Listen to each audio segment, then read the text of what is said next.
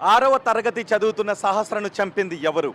12-13 సంవత్సరాల వయసున్న ఆ బాలికను అత్యంత కిరాతకంగా 20-30 కత్తిపోట్లు పొడిచి చంపింది ఎవరు? పోలీసులు ఇక్కడికి వచ్చి విచారణ జరుపుతున్నారు, కానీ ఎటువంటి క్లూ కూడా దొరకలేదు. ఈ ఏరియాలో ఉన్న అన్ని సీసీ కెమెరాస్ని కూడా పోలీసులు క్షుణ్ణంగా పరిశీలిస్తున్నారు, కానీ ఎటువంటి క్లూ దొరకలేదు. ఇక్కడ చాలా సీసీ కెమెరాలు ఉన్నాయి, కానీ కొన్ని సీసీ కెమెరాలు మాత్రమే పనిచేస్తున్నాయి.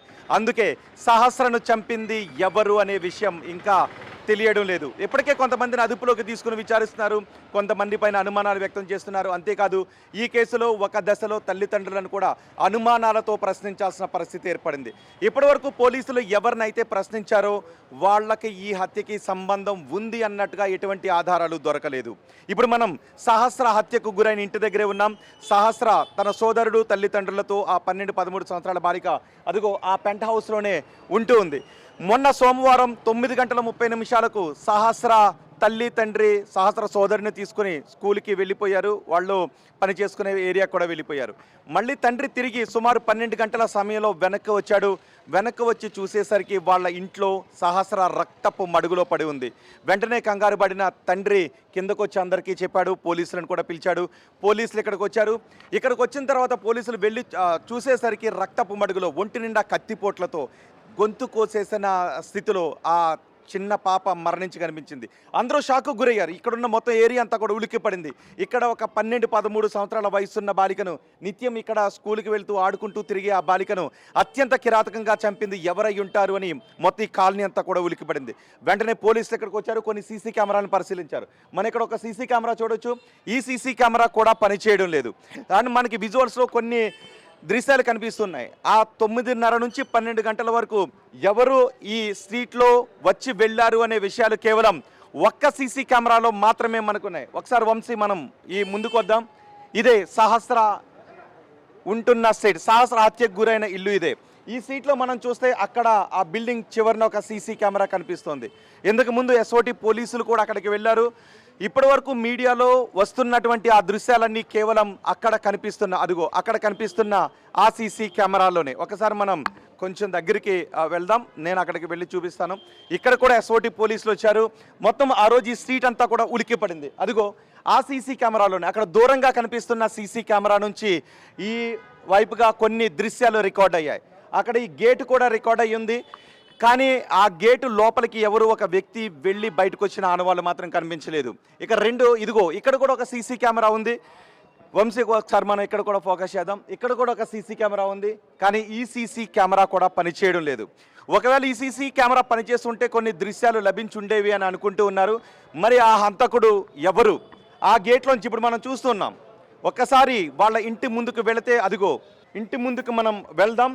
ఆ ఇంటి ముందు నుంచి ఆ గేట్లో నుంచి ఎవరూ కూడా లోపలికి వెళ్ళి వచ్చినట్టుగా ఈ సీసీటీవీలో రికార్డు కాలేదు. ఇప్పుడు పోలీసులు అనుమానిస్తున్నది ఒకటే, మరి ఈ గేట్లో నుంచి ఎవరు వ్యక్తి వెళ్ళలేదు. ఇక ఆ ఇంట్లోకి, ఆ పెంట్ హౌస్లోకి వెళ్ళటానికి ఉన్న మార్గాలు ఏంటి? రెండు అవకాశాలు ఉన్నాయి. ఒకటి ఈ ఇంట్లో నుంచి ఎవరైనా వెళ్ళడానికి అవకాశం ఉంది. లేదు ఆ వెనక ఇంట్లో నుంచి ఎవరైనా వెళ్ళడానికి అవకాశం ఉంది. ఇక్కడ జనాలందరూ మెలకుగానే ఉన్నారు, చూస్తూ ఉన్నారు. వీళ్ళంతా తెలిసిన వాళ్ళు. ఇక్కడి నుంచి ఈ ఇంట్లో నుంచి వెళ్ళటానికి అవకాశం లేదు అనే అభిప్రాయాలు వ్యక్తం అవుతుంది. ఓకే, ఏమని ఉంది అందులో? చూడండి క్వశ్చన్ మార్క్. ఓకే, పక్కింటి వాళ్ళు అంటే మీరని కాదు. సో ఓకే, పోలీసులు అనుమానం ఎలా చెప్తారు? క్లారిటీ లేనప్పుడు తెలిస్తే చెప్పమ్మా. దాంట్లో చూడండి, పోలీసులు చెప్పింది కూడా అదే. లే పక్కింటి వాళ్ళని ఎట్లా ఇచ్చినారు? లేదు నేను అంటే అయ్యా అవును, మీ దగ్గర ఆధారం ఉంటే ఇవ్వండి. మీ దగ్గర ఆధారం ఉంటే మా దగ్గర పక్కింటి వాళ్ళని అనుమానం ఉంది పోలీసులు. ఏ పక్కింటి వాళ్ళు అంటే ఆ వెనకకి వెళ్ళి చూశారు పక్కింటి వాళ్ళు. ఇప్పుడు చెప్పబోతున్నది అదే. ఆ పక్కింటికి వెళ్ళిన తర్వాత ఒక హోల్ ఉంది. రండి, కావాలంటే మీకు చూపిస్తాను. వస్తారా నాతో? తెలుసా? షాప్ మీద ఉంది కదా. ఆ పక్కింటి నుంచి వెళ్ళి ఉంటారని అనుమానం వ్యక్తం అవుతుంది పోలీసులకు. అదే మరి ఈ గేట్ లోంచి వెళ్ళండి. నేను ఒకటి మీకు చెప్పండి. ఒకటి ఈ గేట్ లోంచి. ఎస్ అవును, కరెక్ట్. పోలీసు ఇప్పుడు నేను ఎస్ఓటి పోలీసు అన్నది మీకు రికార్డు వినిపించమంటారా? ఈ గేట్ ఓకే. మీరు ఎక్కడ ఉంటారు చెప్పండి ఒకసారి. మీరు ఇదే బిల్డింగ్. మీ పేరు? మహేష్ రెడ్డి గారు. మీరు ఇదే బిల్డింగ్ లో ఉంటారు. పాప హత్యకు గురైంది. మీకు బాధ కలిగిందా లేదా? ఎస్. నేను అడిగే ఒక క్వశ్చన్, నేను అడిగే ఒక క్వశ్చన్కి ఆన్సర్ చెప్పండి మహేష్ రెడ్డి గారు.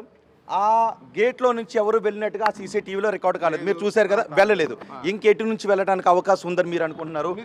మీరు చెప్పండి. మీరు చెప్పండిలేండి. ఎక్కడి నుంచి అంటే ఏదైనా ప్లేస్లో చుట్టూ ఉన్న అవకాశంలో నుంచి వెళ్ళడానికి అవకాశం ఉంటుంది. ఎక్కడో ఒక చోట నుంచి పోలీసులు ఏం చేశారు, బ్యాక్ సైడ్ నుంచి వెళ్ళారు. అక్కడ ఒక గ్రిల్ ఓపెన్గా ఉంది, దానిలోంచి అంటే పక్కింట్లో నుంచి దూకడానికి అవకాశం ఉంటుందని మనలో వ్యక్తం చేశారు. ఒకటి గేట్లోంచి వెళ్ళాలి, లేదు ఏదైనా ఒక ఫ్లోర్ నుంచి దూకి వెళ్ళాలి, అంతేనా కాదా? మీరు చెప్పండి ఒకసారి. చూస్తున్నారు కదా, పోలీసులు చూస్తున్నారు కదా, పోలీసులు చూస్తుంటుంటారు, మీడియా ద్వారా కూడా. ఎస్, అదే చెప్తుంటా. ఇప్పుడు గేట్ లోంచి వెళ్ళలేదు సార్, మహేష్ రెడ్డి గారు గేట్ లోంచి వెళ్ళలేదు. మరి ఆ పెంట్ హౌస్ లోకి ఇంక వెళ్ళటానికి మీరు ఏ దారి ఉందని అనుకుంటున్నారు? ఒక్క మాట మీరు చెప్పండిలేండి, మీకు తెలిసిందే కదా. స్థానికులు కాబట్టి మీరు ఒక్క మాట చెప్పండి. గేట్ లోంచి వెళ్ళలేదు, ఇంకెక్కడి నుంచి వెళ్ళడానికి అవకాశం? ఒకటి ఆ ఇంట్లో వాళ్ళని మీరు ఏమన్నా అనుకుంటున్నారా? అనుమానం ఉందా? ఆ ఇంట్లో వాళ్ళని ఏమన్నా వాళ్ళు చేశారనే దానికి మాకేమైనా తెలుస్తుందా? గేట్ లో నుంచి వెళ్ళలేదు, ఒకటే గేట్ ఉంది. ఒకటే గేట్ ఉందండి. ఒక నిమిషం అండి. ఒకటే గేట్ ఉంది. మీరు కాదు. ఇప్పుడు అక్కడ ఉన్న దొంగ ఓకే, మీరు కాదు. డాగ్ స్క్వాడ్ ఆగండి. డాగ్ స్క్వాడ్ వచ్చిందా?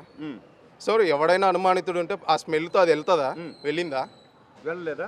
ఎక్కడికి వెళ్ళింది? వాళ్ళ ఇళ్లలోకి వెళ్ళిందా? చెప్పండి, వెళ్ళిందో లేదో మీరే చెప్పండి. మీరు ఉన్నారు కదా. ఎస్ఓటి పోలీసులు ఏం చెప్పారు అంటే, మాట్లాడండి మీరు. ఎస్ఓటి పోలీసులు ఏం చెప్పారు అంటే, ఒకటి గేట్ లోంచి వెళ్ళాలి, లేదు రెండు సోర్సెస్ ఉన్నాయి. ఒకటి ఈ బిల్డింగ్ లో నుంచి, ఒకటి పక్కింటి బిల్డింగ్ లో నుంచి, వెనుకున్నటువంటి బిల్డింగ్ లో నుంచి.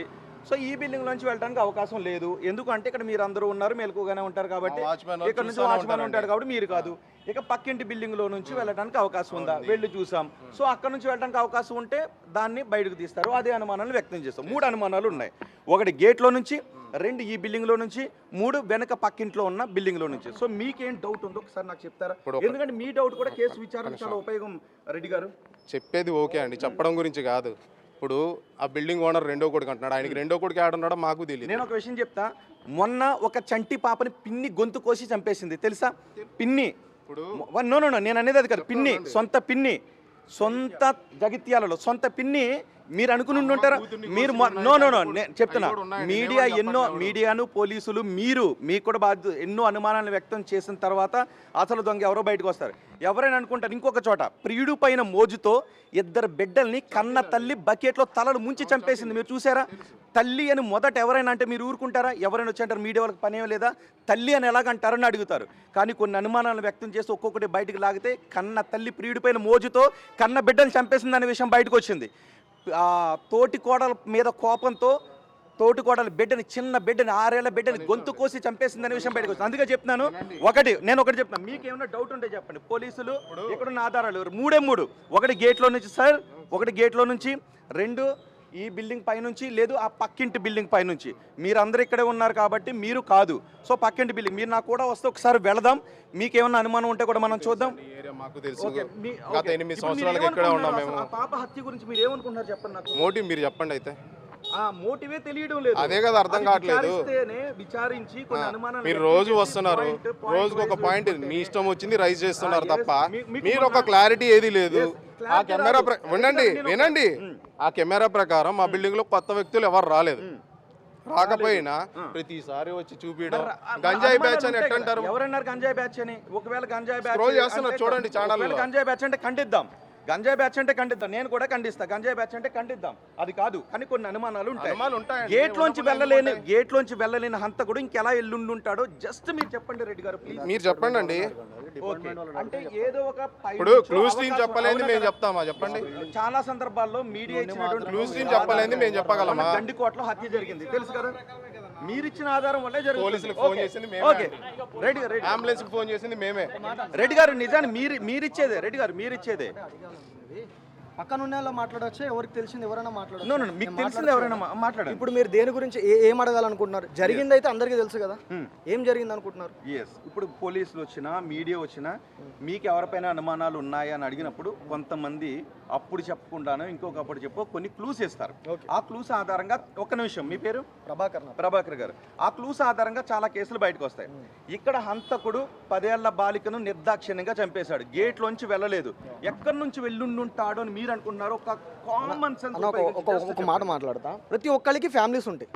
నిజంగా ఎవరికైనా తెలిస్తే ఎవరైనా చెప్పాలని అనుకుంటారు. ఏదైనా జరిగినప్పుడు ఒక మాట పక్కన పెట్టండి. అన్నా, నేను చెప్పాను, మీరు అడిగారు, నాకు అనిపించేది నేను చెప్తున్నా. ఏదైనా జరిగితే ప్రతి ఒక్కళ్ళు కూడా వీడు ఇది చేశాడని చెప్పాలని ప్రతి ఒక్కళ్ళు అనుకుంటారు. ఇప్పుడు జరిగిన విషయం అని ఎంత దారుణమైన విషయం అంటే 2 రోజుల నుంచి, అసలు నాకు తెలిసినప్పటి నుంచి అయితే నేను 2 రోజుల నుంచి నాకు నిద్ర కూడా పట్టట్లా. ఎందుకంటే ఆగస్టు 15 మీకు బోరబండ అల్లాపూర్లో ఏం జరిగిందో తెలుసా? నా ఫ్రెండ్నే చంపేసింది.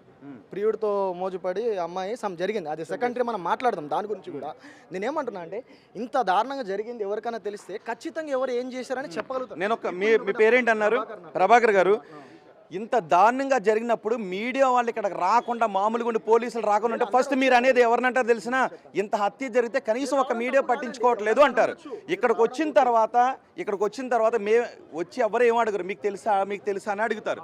సో మాకున్న డౌట్ ఒకటి గేట్లోంచి వెళ్ళలేదు, ఇంటికి వేరే గేట్లు లేవు, మరి ఎక్కడి నుంచి వెళ్ళడానికి ఆస్కారం ఉందో అది ఏంటనేది అన్న ఒక మాట వినండి. మీరు అడుగుతున్నారు తప్ప నన్ను ఫుల్ఫిల్ ఏది చెప్పనివ్వట్లా. నేను చెప్పాలనుకునేది ఏంటంటే ఆ ఎంక్వైరీ అనేది అది చెప్పాల్సింది అదంతా డిపార్ట్మెంట్ చెప్తుంది. ఎగ్జాక్ట్లీ. నేను ఒక మాట చెప్తాను. అదే సందర్భంలో మీరు ఏమంటారు చెప్పనా?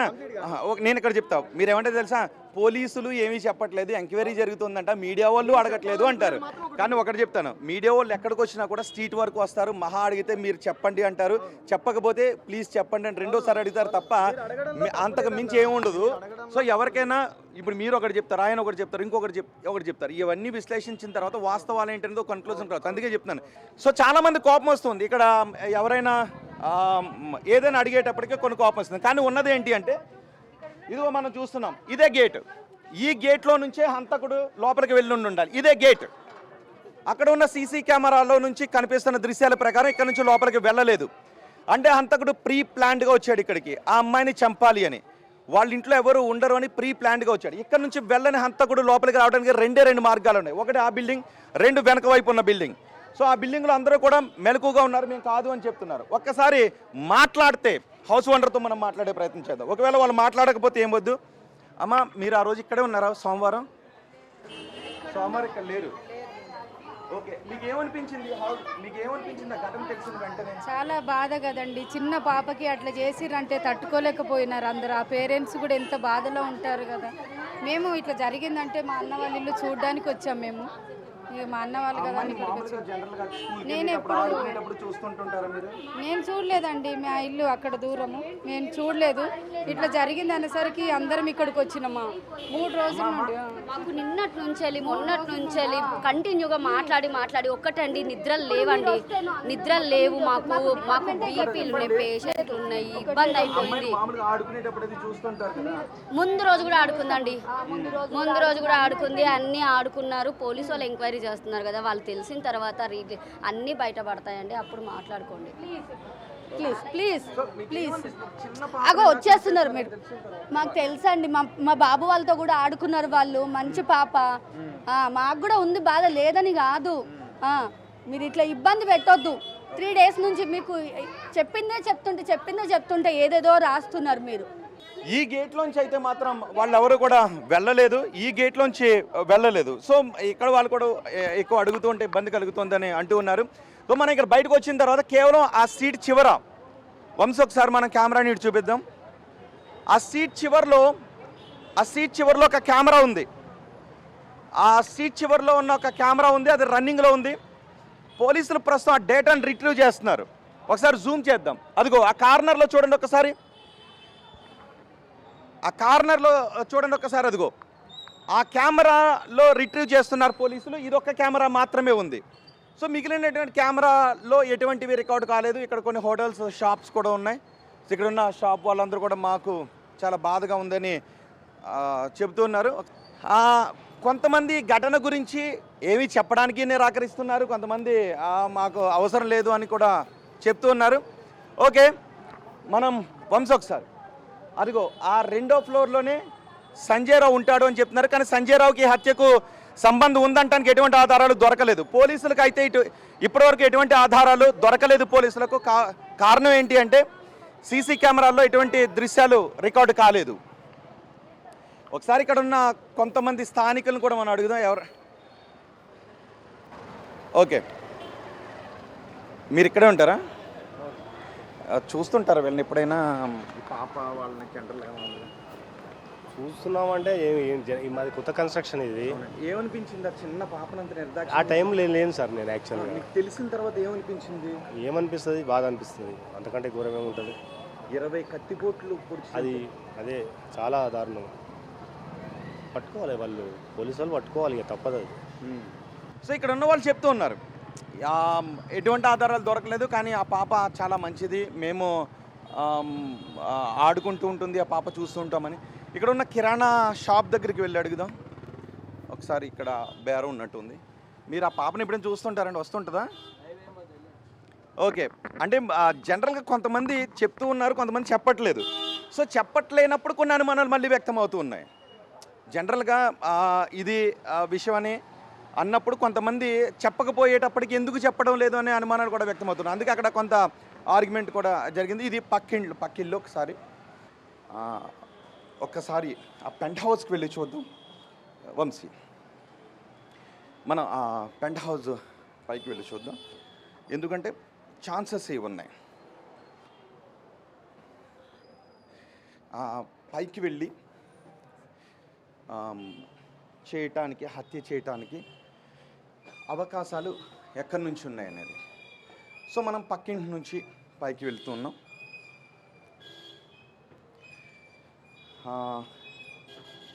మనం పైకి పెంట్ హౌస్ దగ్గరికి మనం వెళ్తాం. ఈ పక్కింటిలోనే సహస్ర హత్యకు గురైంది. ఎస్, మనం పైకి వచ్చాం. ఇదిగో ఇక రెండో అనుమానం ఇక్కడి నుంచి. మనం ఇక్కడికి వచ్చిన తర్వాత అదిగో ఆ ఇంటిపైనే, ఈ ఇంట్లోనే అదిగో తాళం వేసి ఉంది కదా, ఆ ఇంట్లోనే సహస్రాన్ని హత్య చేశారు. సో ఇంతకుముందు మనం చూసాం కింద నుంచి, పక్కింట్లో నుంచి సెకండ్ ఫ్లోర్లోకి ఇక్కడికి రావడానికి అవకాశం ఉంది. ఇక రెండు ఇదిగో ఈ భవనం పైనుంచి. వంశీ ఒకసారి ఇది ప్యాన్ చేయి. ఈ భవనం పైకి పక్కిళ్ళు. ఈ భవనం పైకి ఎక్కి ఇక్కడికి వస్తే ఇదంతా కూడా క్లోజ్డ్గా ఉంటుంది, ఎటువంటి సీసీ కెమెరాస్ కూడా ఇక్కడ లేవు. సో ఇక్కడ నుంచి ఒక వ్యక్తి ఈజీగా ఇక్కడికి దూకడానికి చూస్తున్నాం కదా. ఇక్కడ పిట్టగోడ ఉంది, ఈ పిట్టగోడ నుంచి అక్కడికి బహుశా ఇదిగో ఈ రాడ్ సాయంతో ఇవి పట్టుకుని అక్కడికి వెళ్ళడానికి ఈజీగా అవకాశం ఉంటుంది. అంటే బహుశా హంతకుడు ఇటువైపు నుంచి వచ్చి ఉంటాడా అనే అనుమానాలు కూడా వ్యక్తమవుతున్నాయి. ఇటు వెళ్ళిన తర్వాత అదిగో గుమ్మం కూడా, అదిగో ఆ గుమ్మంలో నుంచి మనం ఈ లోపల నుంచి వెళ్ళాడు. ఇప్పుడు తాళం వేసి ఉంది ఆ పెంట్ హౌస్. కానీ అక్కడికి వెళ్ళిన తర్వాత మళ్ళీ ఆ పైన ఎటువంటి సీసీ దృశ్యాలు కూడా రికార్డు కాలేదు. అంటే ఆ హంతకుడు ఒక్కసారి మనం వంశీ ఇట్రా. ఎస్, మనం ఒక్కసారి అదిగో చూడండి. ఒక్కసారి నేను ఇప్పుడు మీకు ఒక గేట్ చూపిస్తాను. అదిగో ఆ గేటుని చూపిద్దాం. అదిగో ఆ గేటుని చూడండి ఒకసారి. వస్తే ఆ గేట్ నుంచే రావాలి, కానీ అక్కడ సీసీ కెమెరాల్లో ఆ టైంలో ఆ 2-3 గంటల్లో ఎవరు కూడా ఇక్కడికి వచ్చినట్టుగా ఆధారాలు లేవు, సీసీటీవీలో రికార్డు కాలేదు. మరి గేట్లోంచి రాని వ్యక్తి ఇక అక్కడికి రావడానికి రెండే మార్గాలు ఉన్నాయి.